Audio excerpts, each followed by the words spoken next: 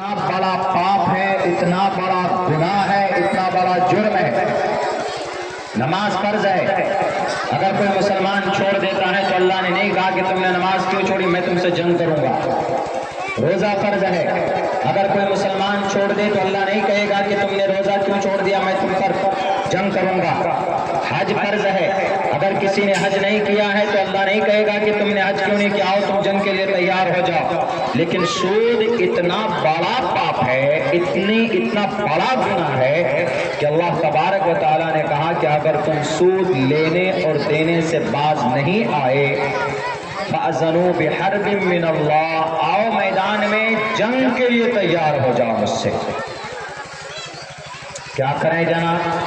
سود نہیں دیں گے، نہیں لیں گے تو ہمارا معاملہ نہیں حل ہوگا۔ بیٹی کی شادی میں 50,000 60,000 بس اتنا ہی ملتا ہے، بندھن لون میں زیادہ نہیں ملتا، اتنا ہی، اور ہفتے میں 2,000-2,500 روپے بیاج کے ساتھ، انٹرسٹ کے ساتھ آپ پر قسطیں بٹھاتے ہیں۔ آپ کو لینا پڑتا ہے، کیوں لینا پڑتا ہے؟ اس لیے کہ آپ کو بیٹی کی شادی کرنی ہے۔ بیٹے کی شادی میں آپ سامان دیتے ہیں، گاڑی دیتے ہیں، اور بھی دوسرے جگہوں سے لینا پڑتا ہے، تو مجبوراً آپ کو ادھر بھی قدم بڑھانا پڑتا ہے۔ سود ناجائز اور حرام ہے، کب تک نہیں لے سکتے ہیں؟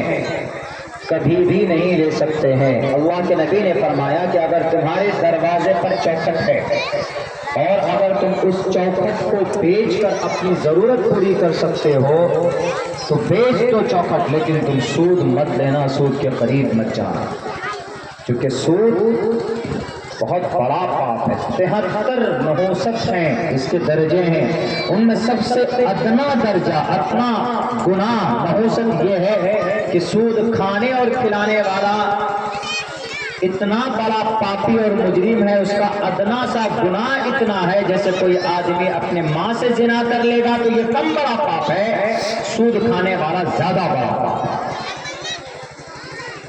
اسی لیے کوشش یہ کیجئے کہ آپ لوگ اس بندھن لون سے نکلیے، اس سود سے نکلیے۔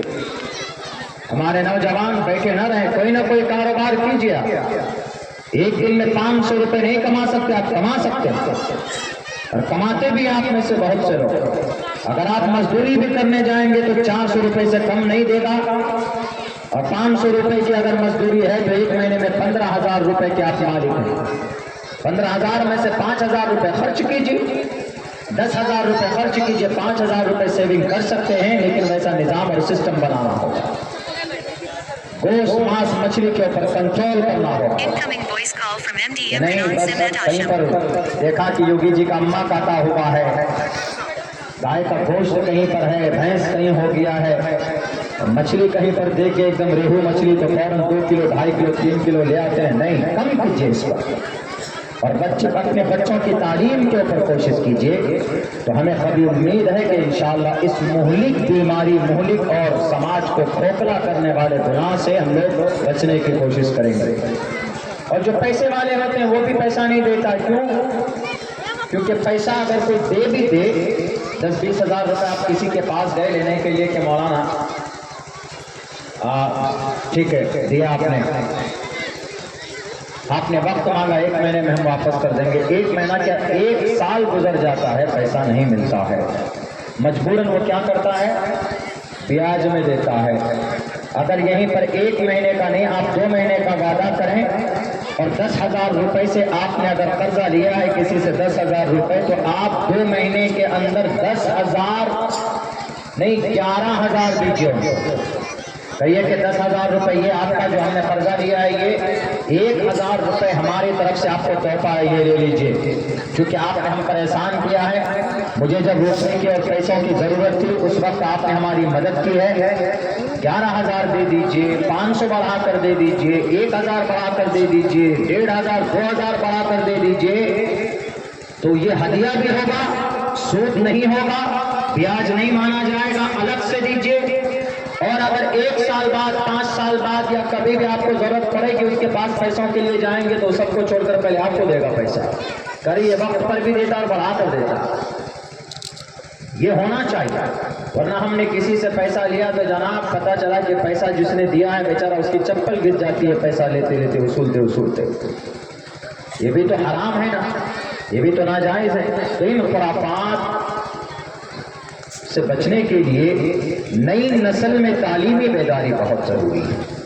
اپنے بچوں کو انشاءاللہ ہر 15 سال کے اندر میں نسل کے اندر تبدیلی آتی ہے. 15 سے 20 سال یہ جو چھوٹے چھوٹے بچے دکھ رہے ہیں آپ کو یہاں پر بیٹھے ہوئے، 15 سال میں یہ اسی سماج کا نوجوان ہوگا، ہٹا گٹا ہوگا. ان کی عمر اس وقت میں 20 سال 25 سال ہوگی. اگر یہی نسل پڑھی لکھی ہوگی، انہوں نے عقیدہ پڑھا ہوگا، تو کوئی ان کے ایمان کو بدل نہیں سکتا، مرتد بھی نہیں ہو سکتے. اگر انہوں نے پڑھا ہوگا کہ سود حرام ہے اور سود لینے اور دینے والا دونوں مجرم ہے، اور سود لینے اور دینے والوں سے اللہ نے قرآن میں کہا کہ جنگ کے لیے تیار ہو جاؤ، اور سود کھانے والا اپنی ماں سے زنا کرنے کے برابر ہے، بلکہ وہ کم بڑا گناہ ہے، سود کھانا زیادہ بڑا پاپ ہے. جب یہ چیزیں ان بچے کے ذہن میں ہوگی تو پوری کوشش کرے گا وہ بچہ کہ بھائی ان گناہ اور خرافات سے بچیں. اسی لیے اس کے لیے ضروری ہے اپنے بچوں کو تعلیم کے لیے راستہ ہموار کرنا. اب اس کے لیے کرنا کیا ہوگا جناب؟ اس کے لیے جہاں جہاں پر بھی تعلیمی ادارے چل رہے ہیں، جیسے اشاعتی صاحب نے ان کا ایک ادارہ چلتا ہے، یہ بھی ایک شکل ہے. اب ان کی ذمہ داری ہے کہ وہاں منظم تعلیم بنائے، صرف A for apple, B for ball, C for cat یہ نہیں، بلکہ آپ اس کو وہ بھی سبجیکٹ پڑھائیں. ہمیں بچوں کو حساب بھی سکھانا ہے، انگریزی میں بات کرنا بھی سکھانا ہے، ہمیں بچوں کو ہندی بھی سکھانا ہے، سب سکھانا ہے. اس کے ساتھ ساتھ میں آپ پریورٹی دیں، پہلے ترجیح دیں آپ دینیات کو. اللہ کون ہے، اللہ کتنا ہے، اللہ کہاں رہتا ہے، عقیدے کے تعلق سے عقائد کی کتاب داخل کیجیے. تعلیم الاسلام ہے پہلا حصہ. تعلیم الاسلام جو پورے سارے حصے اگر زبانیں یاد کر لے تو وہ 3 پاؤں مولانا بن جاتا. اتنے سارے مسائل شارٹ کٹ میں اس میں بیان کیے گئے. اور جہاں جہاں پر تعلیمی ادارہ چلتا ہے ان کو سپورٹ کیجیے، ان کی مدد کیجیے. آج ہم 2000-2500 روپے بھینس کا گوشت، ریہو مچھلی کھانے میں ہم لوگ پیچھے نہیں ہٹتے، خرچ کر ڈالتے ہیں. لیکن اگر یہیں پر کسی مکتب میں یا کسی مدرسے میں آپ کو یہ کہہ دیں ہر مہینے میں کہ 200 روپے آپ کے بچے کو فیس دینا ہے، بچے کو ڈراپ کر لیتے ہیں، آجا بیٹے نہیں پڑھانا، مولانا فیس مانگتا. دنیا کے اندر جتنی بھی قوم ترقی یافتہ ہوئی ہے انہوں نے تعلیم کے لیے اپنے بچوں کو تیار کیا. آپ کی مدد کے لیے کوئی نہیں آئے گا، سن لیجئے، نہ کوئی سرکار، نہ کوئی نیتا، اور نہ کوئی عرب کنٹری کا کوئی بادشاہ آئے گا. آپ کو خود کھڑا ہونا ہوگا، آپ کے بچوں کو تیار کرنا ہوگا. آپ کے بچے تیار ہوں گے، نسل پڑھی لکھی ہوگی.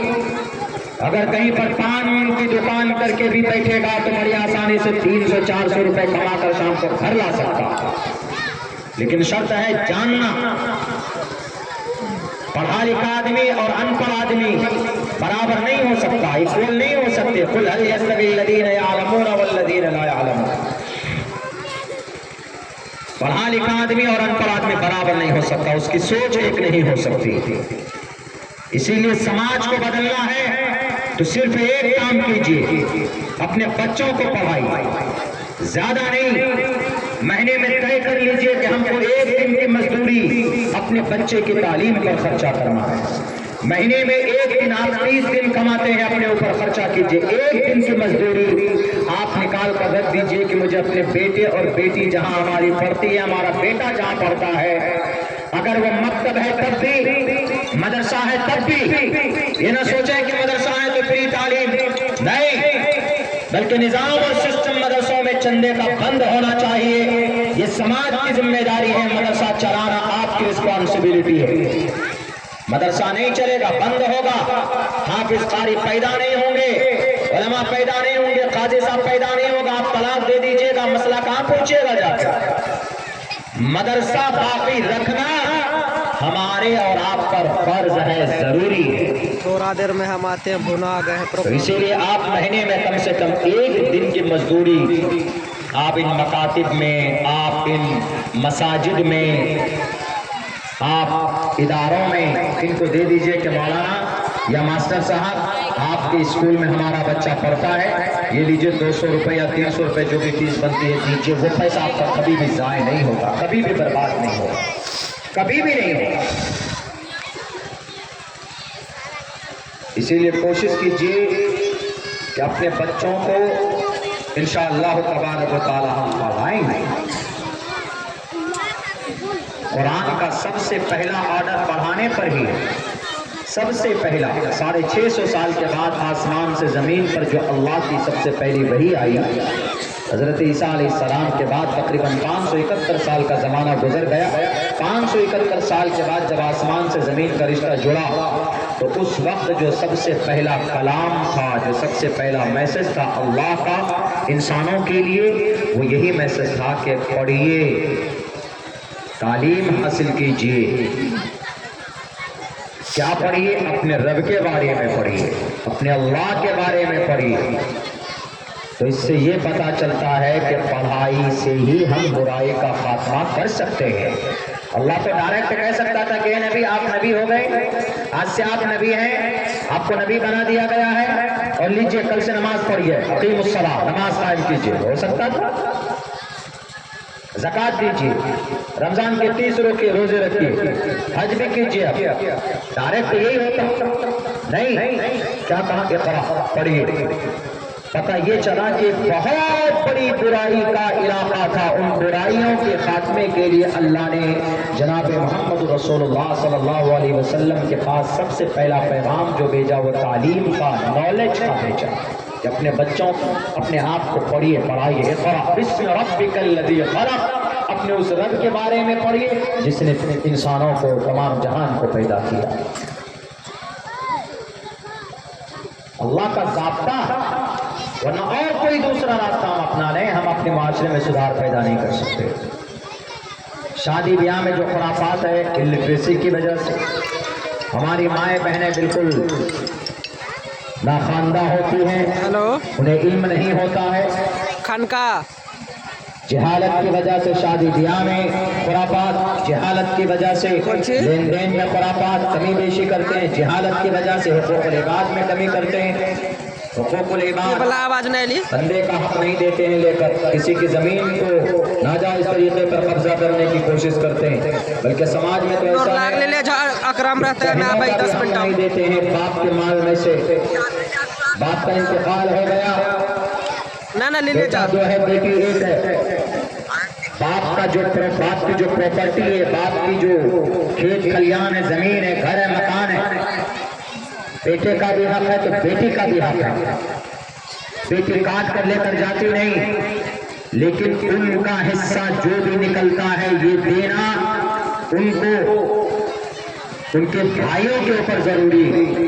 یاد رکھیے، اگر بیٹوں نے اپنی بہن کا حصہ مار لیا ہے، اگر بیٹوں نے، بھائیوں نے بہن کا حصہ نہیں دیا ہے تو اس کا وبال کبھی کبھی باپ کو بھی بھگتنا پڑتا ہے، باپ کی بھی مغفرت نہیں ہوتی ہے۔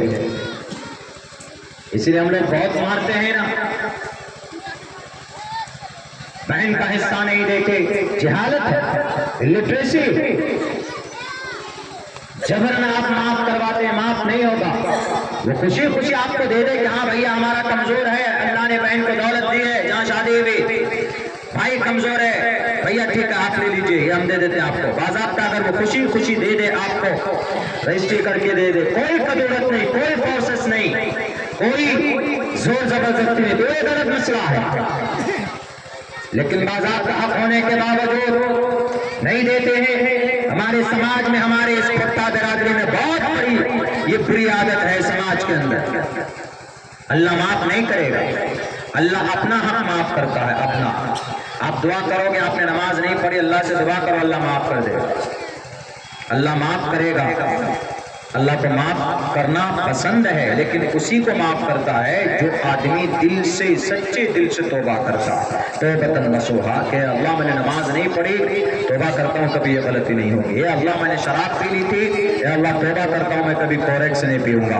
اے اللہ اور بھی بہت سارے گناہ جو حقوق العباد اللہ سے جو تعلق رکھتا ہے، جو بھی کام اگر ان میں کمی ہے تو اللہ تبارک و تعالیٰ سے آپ رو کر گڑ گڑا کر دعا مانگے، اللہ معاف کر دیتا ہے، پسند فرماتا ہے۔ لیکن اگر بندے کا حق آپ نے لوٹا ہے، کسی کی زمین آپ نے قبضہ کر لی، آپ کا تھانہ میں چلتا ہے، آپ پراپرٹی والے آدمی ہیں گاؤں کے، آپ ادیوگ پتی ہیں، آپ کے پاس پیسہ ہے، آپ کے ایک فون پہ فون FIR درج نہیں ہوگا پولیس والے آپ کے اوپر، تو اگر کسی نے ظلم زیادتی کی ہے، زمین پر ناجائز قبضہ کیا ہے، کسی کو مارا پیٹا ہے، کسی کو زبان سے تکلیف پہنچائی ہے، تو اللہ ان گناہوں کو معاف نہیں کرے گا، بلکہ کل قیامت میں رب کے سامنے میں اس کو کھڑا کیا جائے گا، کھڑا کیا جائے گا۔ دعوے دار آئیں گے کہ اللہ اس نے میری زمین لوٹ لی تھی، اے اللہ میری زمین کی سروے میں غلط طریقے پر پیپر بنا کر اس نے زمین کو اپنے نام کیا، اے اللہ میں کمزور تھا، میرے پاس پیسے اور دولت نہیں تھی، رشوت کی تھیلیاں کھول کر انہوں نے ہماری زمین پر ناجائز قبضہ کیا ہے، اللہ اب تجھ سے بڑا چیف جسٹس کون ہوگا؟ اگر اس نے معاف نہیں کیا ہے دنیا میں تو کل قیامت میں ایک ایک پائی کا حساب دینا ہوگا، اس کا بدلہ دینا ہوگا۔ سامنے والا اللہ سے کہے گا کہ اللہ تو سرو شکتیمان ہے، آپ دے دیجئے نا نیکی اس کو، میں نے کی ہے بے ایمانی، تو اللہ کہے گا میرے ضابطے میں نہیں ہے یہ، میں معاف کر سکتا لیکن میں نے یہ ضابطہ ہی نہیں بنایا، میں نے ضابطہ یہ بنایا ہے کہ دنیا میں اگر کسی نے کسی پر زیادتی کی ہے اور اس نے معاف نہیں کیا ہے دنیا میں، تو مرنے کے بعد زیادتی کے بدلے میں نیکی سے اس کا بدلہ دینا ہوگا۔ کل قیامت میں ایک ایک نیکیاں اٹھا کر اس شخص کی جو چاہنے والے ہیں، مطالبہ کرنے والے ہیں، اس کو دیے جائے، نیکیاں اٹھا کر دی جائیں گے، اس کے پاس کچھ نہیں بچے گا، اس کو جہنم میں اٹھا کر ڈال دیا جائے گا۔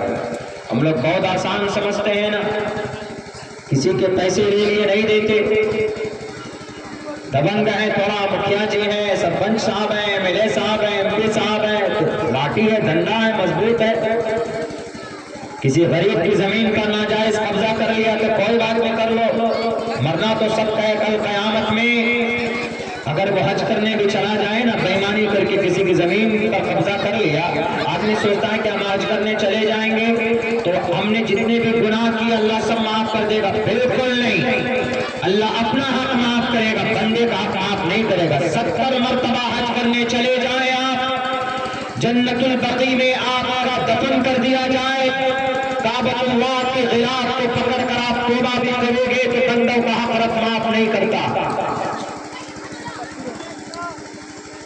حج آپ کا قبول بھی ہو جائے تب بھی آپ کو بندوں کے حقوق دینے پڑیں گے، یہ رب کا ضابطہ۔ ہندو ہو کہ مسلمان ہو، ہمارا ہندو بھائی بھی سمجھتا ہے کہ ہم کمبھ کے میلے میں جائیں گے، گنگا اسنان کریں گے، ہمارا پاپ کھل جائے گا، اتنا آسان نہیں۔ پرماتما نے کہا یونا پتا جنتا یودھاتا دھامانی ویدھونانی وشوا یودیوانام نام دائٹ ایکدم سمپرشن بونا ینتینیا۔ ابھی مہاکمبھ کا میلہ چل رہا، ہندو بھائی بھی خوب جا رہے ہیں، ایک دم بھر بھر کر، ٹرک بھر کر، گاڑی بھر کر، ٹرین بھر کر، فری کر دیا، سب جائیے پہنچے، کیا کرنا؟ کمبھ کے میلے میں نہانا ہے بس۔ عیدگاہ میں ہم لوگ کیا کرتے ہیں کہ عید کے دن کیا ہوتا ہے، 2 رکعت نماز پڑھتے ہیں، ایسی کمبھ کے میلے میں کیا ہو رہا ہے جی، جو پورے 45 دن کا یہ میلہ چلتا ہے، یہ دنیا کا سب سے بڑا میلہ مانا جاتا ہے، بھارت کا، دنیا کا نہیں، بھارت کا۔ کمبھ کا میلہ 144 سال کے بعد وہاں کمبھ کا میلہ آتا ہے، اور کمبھ کا میلہ 12 سال میں ایک بار آتا ہے۔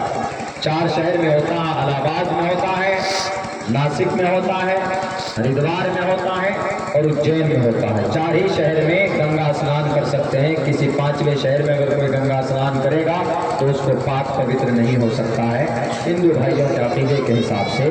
تو ہندو بھائیوں نے یہ سوچا ہے کہ ہم گنگا اسنان کر لیں گے تو ہمارے سارے پاپ دھل جائیں گے۔ کیا یہ صحیح ہے؟ بالکل صحیح ہے۔ جیسے مسلمان سمجھتا ہے کہ ہم پاپ کر لیں، گناہ کر لیں، بے ایمانی کر لیں، کسی غریب کو ڈرا دھمکا کر رکھیں اور اپنے آپ کو خرم خاص سمجھ کر ہم حج کرنے چلے جائیں اللہ سارے گناہ معاف کر دیں گے؟ بالکل نہیں. قاضی صاحب بیٹھے ہیں فتویٰ لے سکتے ہیں. اللہ اپنا حق معاف کر دے گا، بندے کا حق بندہ معاف کرے گا تو اللہ معاف کرے گا، ورنہ اللہ معاف نہیں کرے گا. اللہ کے سامنے دینا ہوگا، بلکہ اللہ دلوائے گا، اللہ دلوائے گا. اور دنیا میں ہو جائے معافی تلافی تو ٹھیک، مرنے کے بعد معافی کا کوئی اعتبار نہیں ہوتا، وہاں تو نیکی سے بدلہ دینا ہوگا. ہندو ہو کہ مسلمان ہو، ہندو بھائی آپ کا بھی اگر کنسپٹ کسی ہندو بھائی کا یہ ہے کہ ہم پاپ کر لیں گے. ایک امام صاحب کو مارا، ایک ڈی ایس پی صاحب نے، ہم نے کل بھی یہ بات کہی، مدھوبنی دربھنگا میں پروگرام تھا، بیچارے امام کو مارا، بہت بری طریقے پر مارا امام کو. ہمارے قوم کی بےعزتی دیکھیے، ہمارے قوم کو ہمارے لوگوں نے نقصان پہنچایا. اس امت کو غریب، اس امت کو مظلوم اگر کسی نے بنایا ہے تو ہمارے لوگوں نے بنایا. وہ امام صاحب کو مارا، 20 سال کا امام تھا. امام کون ہوتا؟ نماز پڑھانے والا 5 وقت کا امام نہیں ہوتا صرف، بلکہ وہ ہماری نماز کو اپنی ذمہ داری پر اپنے سر پر 5 وقت کی نماز لے کر رب کے عرش میں ڈیلی پہنچتا، کہتا کہ اللہ ہماری نماز قبول فرما. امام پر اپنی نہیں، پورے محلے اور پورے مسجد کے نمازیوں کی امام کی ذمہ داری ہوتی تھی. آپ نے نیت باندھی، اب امام کے ذمے. آپ نے اگر کچھ نہیں بھی پڑھا، سبحان ربی الاعلیٰ نہیں پڑھا، آپ نے کئی اور دھیان تھا، یا آپ نے اخلاص کے ساتھ پورے دھیان کے ساتھ نہیں پڑھا، تو آپ کی نماز میں خلوص للہیت نہیں پائی جائے گی. لیکن نماز ہوگی، لیکن امام اگر کوئی واجب العمل چھوڑ دے، کوئی رکن چھوڑ دے، بھول جائے تو گڑبڑ ہو جائے گا معاملہ. امام کی اتنی بڑی ذمہ داری ہوتی ہے کہ اکیلے کی نہیں، آپ کو نیت باندھے جا کر کھڑے ہو کر سو جائیں گے، امام صاحب جیسے کر رہے ہیں ویسے کریں گے، آپ کی تو نماز ہو جائے گی. لیکن امام صاحب پورے کیئرفل ہو کر سب کی نماز کو لے کر اللہ کے سامنے حاضر ہوتا ہے، یا اللہ محلے والے کی نماز لے کر آیا ہو، اللہ قبول فرما لے. اس زمین پر سب سے بڑا محترم شخص اگر کوئی ہے تو ہمارے امام لوگ ہوتے ہیں، جو ہمارے مسجد کے ہوتے ہیں. لیکن ہم لوگ کو سامان دیتے نہیں. اے امام صاحب ذرا باہر چلائیے، اے امام صاحب ذرا پانی آ لے جاتا ہے، اے امام صاحب ذرا وہ تو جھاڑو لگا دیجیے گا. بہت سے جگہوں پہ ہے امام اہمیت نہیں دیتے. 20 سال کے اس امام کو مارا، اتنا مارا اتنا مارا کہ اس کی پیٹھ کے اندر میں نشان پڑ گئے. 3 دن تک ہاسپٹل میں رہا. گناہ کیا کیا تو چوری کی تھی، کسی کی بیٹی کی عزت لوٹی تھی نہیں، صرف اتنا گناہ تھا اس امام صاحب بیچارے کا تو اس کو ڈی ایس پی نے سڑک پہ ہاتھ جا کے روکو، پیپر دکھاؤ، تو وہ بیچارہ اسپیڈ میں تھا تو روکتے روکتے کچھ دور جا کر رکا ہوا. بس وہاں جا کر تھپڑ مارنا شروع کیا.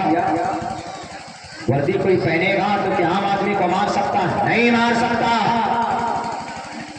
تھپڑ مارنے کی پرمیشن نہیں ہے کسی عام آدمی کو.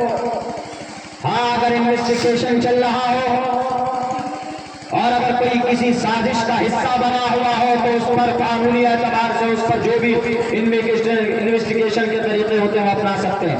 ایک امام کو ٹوپی اور داڑھی کے بلبوتے پر ایک ڈی ایس پی ورد وردی کے اندر مارتا ہے، اتنا مارتا ہے کہ بیچارہ بے ہوش ہو گیا. 3 دن تک جیل میں رکھا، 4 دن تک ہاسپٹل میں رہا. اس ڈی ایس پی پر ایف آئی آر تک نہیں ہوا ہے ابھی تک. ایف آئی آر تک رو رو کر بیچارہ سنا رہا. اس علاقے کا ایک منتری ہے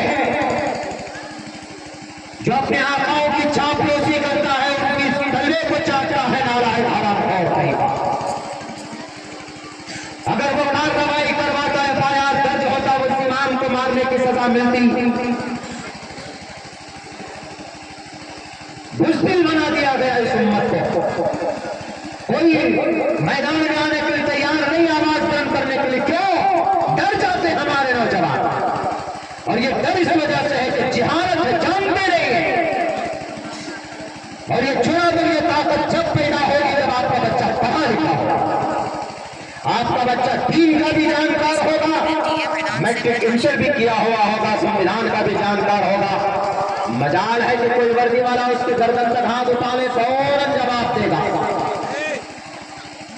اسی لیے میں کہتا ہوں کہ میرے بھائی, جہالت کی وجہ سے ہم پر ظلم ہو رہا. بہت سارے مسئلے ہیں, بہت سارے واقعات ہیں بولنے کے لیے. بس اتنا کہوں گا کہ آپ کا کوئی اپنا نہیں ہے, آپ کو خود طاقتور کرنا ہوگا. آپ نے کچھ نہیں کیا زندگی میں, لیکن اپنے بچوں کو تعلیم دے کر جائیے. اگر آپ نے گھر نہیں بنایا تو بھی چلے گا, لیکن بچوں کو تعلیم دیجیے. آپ نے بینک میں پیسے بہت سارے نہیں جمع کیے تو بھی چلے گا, لیکن آپ اپنے بچوں کو تعلیم دے کر جائیے. اور تعلیم میں سب سے پہلے قرآن کی تعلیم دیجیے, قرآن کی تعلیم دیجیے, نورانی قاعدے کی تعلیم دیجیے. اس کے بعد آپ اپنے بچوں کو اکیڈمک کوالیفیکیشن کی تعلیم دیجیے. انشاءاللہ تبارک و تعالی یہی بچہ آپ کے لیے نجات کا ذریعہ بھی بنے گا. میرے بھائی, چونکہ وقت بہت زیادہ ہو چکا ہے, مجھے چونکہ جانا ہے, ورنہ میری بات تو بہت لمبی ہوتی ہے. 1-1 گھنٹہ, 1.5 گھنٹہ, 2-2 گھنٹے, 2.25 گھنٹے تک ہوتی. پرسوں رات کو 2.25 گھنٹہ بیان ہوا تھا اعظم گڑھ. فرصت نہیں ہے, آج ہی 8 بجے پہنچا ہوں, تھوڑی دیر آرام کیا ہے. اس کے بعد پھر ہم نے جمعے کی نماز کے بعد پھر پوری تیاری کی. یہاں پہنچے آپ کے یہاں. اب یہاں سے پھر ہم کو لمبا سفر کر کے کٹیہار پہنچنا ہے, وہاں سے کل ہم کو رانچی پہنچنا ہے, وہاں سے پھر مالدہ جانا ہے, پھر جھارکھنڈ جانا ہے, اس کے بعد پھر بیلگام کرناٹک جانا ہے. یعنی رمضان تک تقریباً شیڈول بزی ہے, جانا ہے پروگرام. تو کوشش یہی کرتا ہوں کہ تعلیم کے لیے ہم اپنے بچوں کو تیار کر سکیں. ایسی باتیں اللہ بس کہے گا. اسی لیے اپنے بچوں کو تیار کیجیے کہ ان کا کوئی حق نہ مار سکے, اور اللہ سے رشتہ مضبوط کیجیے. انشاءاللہ بچہ پڑھا لکھا ہوگا تو وہ نماز بھی پڑھے گا. وہ کورکس نہیں پیے گا. کورکس پینا حرام ہے, ٹیبلٹ کھانا حرام ہے, شراب پینا حرام ہے. اگر کوئی مسلمان شراب کا کوئی قطرہ منہ میں ڈالتا ہے, اگر کورکس پیتا ہے یا نیٹراپیٹ کھاتا ہے یا سولیسن سونگتا ہے, جیسے ہی اس کے حلق کے اندر گیا تو چونکہ وہ چیز ناپاک ہے, اور اندر کیا ہے, انسان کا ایمان ہے, روح ہے, ایمان کا نور ہے, تو پاکی اور ناپاکی ایک جگہ نہیں رہ سکتے. تو جب آدمی کورکس اپنے منہ میں لیتا ہے تو فوراً وہ ایمان کا نور نکل جاتا ہے. لا یشرب الخمر حین یشرب وهو مؤمن. جب کوئی بندہ شراب پیتا ہے تو وہ حالت ایمان پر نہیں ہوتا. محدثین نے لکھا ہے کہ اگر کوئی مسلمان نشے کی حالت میں کسی کی موت ہو جائے تو وہ کافر بن کر مرے گا, کیونکہ اندر تو ایمان تھا ہی نہیں. یہ ہے میرے نوجوانوں, اسی لیے کورکس سے بھی بچو. بس آج وعدہ کیجیے, عہد کیجیے کہ جہاں جہاں تعلیمی ادارہ ہے, نہیں ہے تو کھولیے. ایک محلے میں کم سے کم ایک مسجد میں ایک مکتب اور ایک کانوینٹ ہونا چاہیے. کوئی کسی کو پولنگ ڈاؤن نہیں کرا رہے, یہ کانوینٹ بنا لیا. ہمیں جب اسکول بنا رہے تھے وہاں پر تو ہم پر کیا آروپ لگے, ارے مولانا کو تو بورا بھر بھر کر کے پیسہ دیا فلاں نیتا صاحب نے. اللہ گواہ ہے اپنی محنت اور مشقت اور آپ لوگوں کی دعاؤں کے بدولت پچھلے 7-8 سال میں ہم نے ادارہ بنایا جو کہ ہاتھ میں. اللہ گواہ ہے کہ کسی کا ایک ناجائز اور حرام پیسہ اس کی ایک اینٹ میں نہیں لگایا. ہم پروگرام میں جاتا ہوں, لوگ کچھ نذرانہ تحفے دیتے ہیں, اس کو اپنے ادارے میں لگاتا ہوں. اور میرا مقصد ہے کہ ابھی تو اسکول بنا ہے, مدرسہ بنے اور بنات بنے. میری زندگی کے اندر میں ان کو ایک بڑے تعلیمی دھارمک ادارہ اور ایک یونیورسٹی اور ایک کالج بنا کر جانے کی میری ایک اچھا ہے, میری ایک تمنا. تعلیم کے میدان سے ہی, تعلیم کے پلیٹ فارم سے ہی انقلاب پیدا ہو سکتا, دوسرا کوئی اور راستہ نہیں ہے. نیتاؤں اور سرکاروں پر بھروسہ کرنے کی ضرورت نہیں ہے. جھوٹ بولتے ہیں, جھوٹ. سب لوگ لولی پاپ کما دیتے ہیں, 5 سال میں ایک مرتبہ آئیں گے, ہم کو جتا, ہم یہ کر دیں گے, ہم وہ کر دیں گے, ہوتا کچھ نہیں. اسی لیے چھوڑیے ان چیزوں کو, اپنے بچوں پر فوکس کیجیے. اگر آپ اپنے بچوں پر 500 روپے مہینے میں خرچ کرتے ہیں, میں آپ کو قسم کھا کر زبان دے کر جا رہا ہوں, کل قیامت میں وہ بچہ وہ 500 روپے آپ کو نیکی کی شکل میں ملے گا انشاءاللہ. हाथ उठाकर वादा कीजिए, जहां पर भी पढ़ाना चाहे, जहां पर इदारा पढ़ाई, अगर आपके मोहल्ले में कोई तालीमी इदारा नहीं है तो पूरे मोहल्ले वाले बैठिए, मस्जिद में बैठिए, इमाम से मशवरा कीजिए। नहीं समझ में आता है मुझे फोन कीजिए, मैं जो भी से आ जाऊंगा, इंशाल्लाह मदद करूंगा। बोलो, बस तालीम कमीशन बनाई, अब बात कराइए, बात हम प्रोग्राम में ज्यादा पैसा खर्चा नहीं होगा। महीने में ज्यादा से ज्यादा 300 या 200 रुपए भी आपने निकाल लिया अपने पॉकेट से तो आपके बच्चों को महीने में 200-300 रुपए में तालीम दी जा सकती है। और तालीम ही से आप रब को भी पहचान सकते हैं और दुनिया को भी पहचान सकते हैं, तालीम से ही। वरना बच्चा कोई शराबी बन जाता है, कोई जुआरी बन जाता है और कोई माँ बाप का नाफरमान बन जाता है। इंशाअल्लाह अमल करेंगे हम लोग तालीम पर। अल्लाह कहने सुनने से ज़्यादा अमल की तौफीक दे। बहुत बहुत शुक्रिया, जज़ाकल्लाह। बहुत देर तक तो मैं नहीं रह सका, लेकिन ये प्रोग्राम चलेगा। अभी बहुत ही बड़ी शख्सियत आपके बीच आने वाली है, हज़रत मुफ्ती वलीउल्लाह साहब। बड़ी कीमती बात होती है, उनकी भी बात सुनिएगा। हर दिन तो उलमा नहीं आएंगे यहाँ पे, तो इसलिए आज जो निस्बत है जलसे की निस्बत उलमा आ रहे हैं, उनका बयान सुनिए और जो भी बातें बताएं आपको लगे कि नहीं ये सही बोल रहा है तो उस पर कल से ही कोशिश कीजिए अमल की कि नहीं मौलाना सही बता करके हमें अमल करने की ज़रूरत है। बहुत बहुत शुक्रिया, जज़ाकल्लाह। अस्सलामु अलैकुम व रहमतुल्लाहि व बरकातहू।